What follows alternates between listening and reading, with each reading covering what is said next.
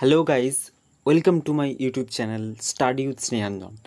আজ অনেক দিন পরে তোমাদের সামনে একটি নতুন ভিডিও নিয়ে হাজির হলাম।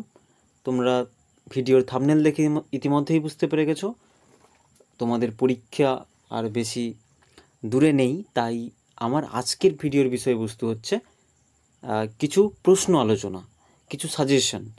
তোমাদের CC9 আছে, ওখানে আছে মডার্ন ইউরোপিয়ান ড্রামা। তো ওটারই আজকে পার্ট 1 নিয়ে হাজির হয়েছি।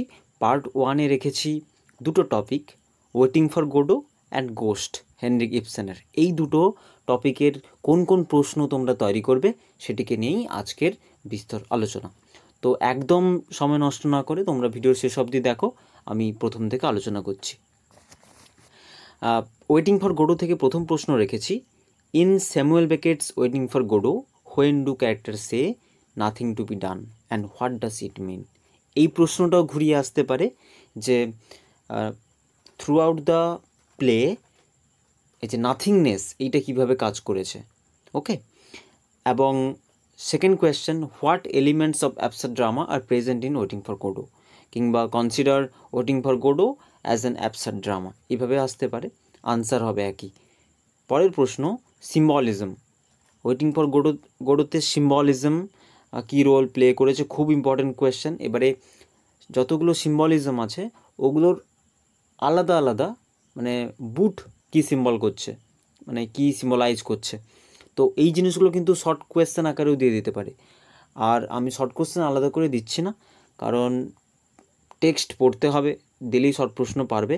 এবং এইগুলো আমি যেগুলো দিয়েছি এখান থেকেও কিছু শর্ট প্রশ্ন দিলেও ভেঙে দিয়ে দিতে পারে। যেমন দিয়ে দিতে পারে নাথিং টু বি ডান, ঠিক আছে, সিগনিফিকেন্স অফ দিস লাইন, হ্যাঁ, এই লাইনটার কীভাবে গুরুত্বপূর্ণ, এইভাবে লেখো, এইভাবে ভেঙে দিয়ে দিতে পারে। তাই আমি একদম পার্টিকুলার 2 মার্কে আসছি না, আমি আপাতত 5-10-এ আলোচনা করছি, এবং এখান থেকেও 2 মার্কের আসলেও আসতে পারে। তো এটা মাথায় রেখে তোমরা ওইভাবে প্রশ্ন উত্তরগুলো তৈরি করো।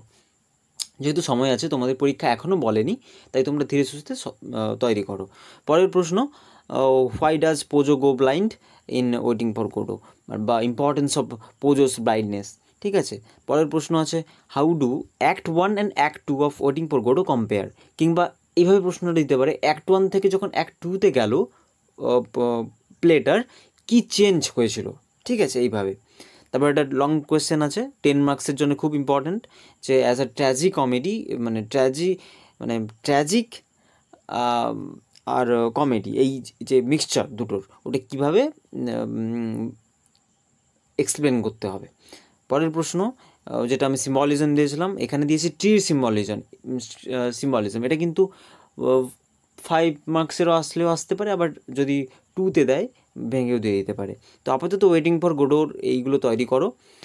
আর তোমরা যদি আরও ডিটেলসে পড়াশোনা করতে চাও, ওয়েটিং ফর গোডোর ভালো লেগেছে যাদের, আমার প্লেলিস্টে দেখবে ওয়েটিং ফর গোডো থেকে কী কী মানে কোয়েশ্চেন তোমরা তৈরি করবে একদম ওভারঅল, হ্যাঁ, যারা আরও একটু ভালো স্কোর করতে চাইছো ওদের জন্য ওই ভিডিওটা আছে, ওটা তোমরা দেখে নিও। নেক্সট টপিক হচ্ছে গোস্ট, হেনরিক ইবসেনের গোস্ট। ফার্স্ট প্রশ্ন রেখেছি সিগনিফিকেন্স অফ দ্য টাইটেল, খুব ইম্পর্ট্যান্ট। ওকে, কিংবা যদি এইভাবে দেয় যে গোস্ট এই প্লেতে কীভাবে তাদের রোলটা প্লে করেছে, একই answer. What the joy of life, quote unquote joy of life mean in ghost, 2 মার্কসেরও ইম্পর্টেন্ট, 5-এর জন্য ইম্পর্টেন্ট, এটা তোমরা দেখে রাখবে, তৈরি করে রাখবে।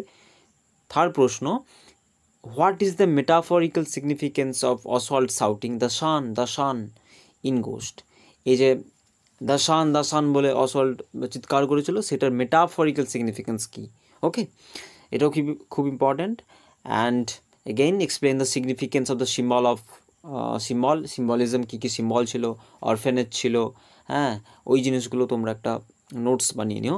এবারে আবারও বলছি, এই সিম্বলের যে জিনিসগুলো এগুলো 10 মার্কসে দিলেও দিতে পারে, এবার কিছু কিছু সিম্বল 2 মার্কসেরও আলাদা করে পার্টিকুলার দিয়ে দিতে পারে, ঠিক আছে। আপাতত আজকের ডিসকাশন ছিল এটাই, তোমরা দেখে নাও। আপাতত 5 আর 10 মার্কের জন্য এই প্রশ্নগুলি ভালো করে তৈরি করো। আর আবারও বলবো, 2 মার্কসের জন্য খুঁটিয়ে যারা টেক্সট পড়বে তারাই 2 মার্কসগুলো লিখতে পারবে আনসার, তাই ওটাই যাচ্ছি না। 5-10-এর জন্য এইগুলো তৈরি করো, তৈরি করে যেও, প্রশ্ন কমন পাবেই। আর তোমাদের যদি কোনো কোয়ারিজ থাকে আমাকে জানাতে পারো এই স্ক্রিনে দেওয়া নাম্বারে 9339465390 এই নাম্বারটিতে। আর তোমরা যদি কোনো নোটস নিতে চাও, অনার্সের সাবজেক্টের নোটস কিংবা ক্রিয়েটিভ রাইটিংয়ের নোটস, আমার সাথে কন্ট্যাক্ট করতে পারো, এই নাম্বারটাই হোয়াটসঅ্যাপ করতে পারো, ঠিক আছে? তো আশা করি আমি সাহায্য করতে পারবো তোমাদের সব দিক থেকে। তো আজকের ভিডিও আপাতত এটুকুই।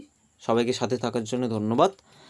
দেখা হচ্ছে CC9-এর সেকেন্ড পার্ট নিয়ে, যেটিতে আমরা ডিসকাস করব দ্য রাইনোসরাস অ্যান্ড আরেকটি তোমাদের আরেকটি যে প্লেটি রয়েছে ওইটিকে নিয়ে। ততক্ষণের জন্য সবাই ভালো থেকো, সুস্থ থেকো, টাটা।